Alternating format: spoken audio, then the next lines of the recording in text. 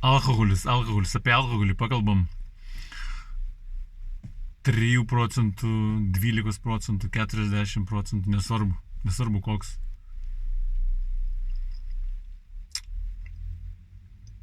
Kaip jo atsikratyti, kaip nebegerti, kaip gyventi blaiviai, bet svarbiausiai, kaip gyventi sąmoningai.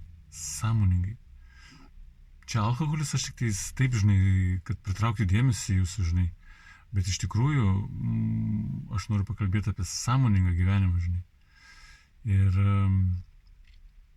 aš kalbu apie sąmoningą gyvenimą, kaip gyventi be valios palaužiamų dalykų, tojo kaip alkoholis, žinai. Ir užeik čia pas mane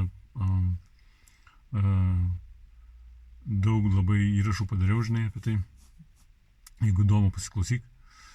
Persius draugui, žinai. Ir aš atsimenu, aš užaugau tokia gyvenvietė, žinai,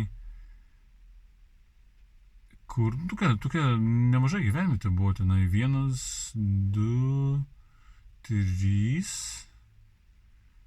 4, 5, 6 namai buvo 4-aukščiai, žinai.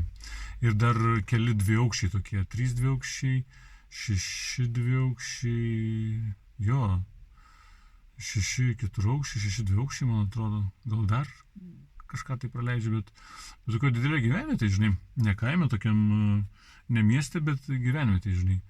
Ir kiti laikai pasikeitė, žinai, 80, 90, kai atėjo, iki 2000, žinai. Ir aš buvau išvažiavęs į užsienį, žinai, kaip ir daugelis iš mūsų. Ir vis tiek stebėjau, žinai, vis tiek kažkiek tai mačiau. Minimaliai, bet mačiau, žinai. Tiek vyrų nusigėrė. Tiek daug vyrų nusigėrė, tokių stiprių vyrų, galingų, žinai, protingų. Tiek, tas alkoholis tiesiog palaužė jos. Tiesiog palaužė. Tai va.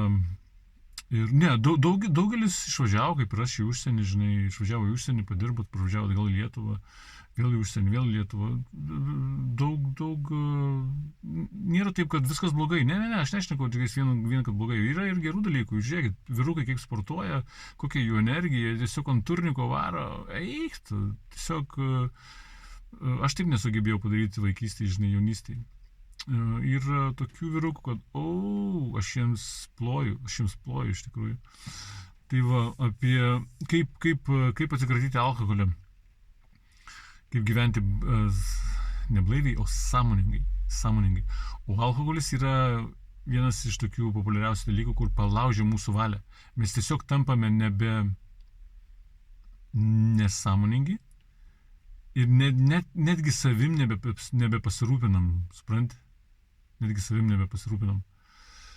O ką kalbėti apie kitus, žinai, apie sukurti gyvenimą ir taip toliau ir panašiai. Čia visus liečia iš tikrųjų.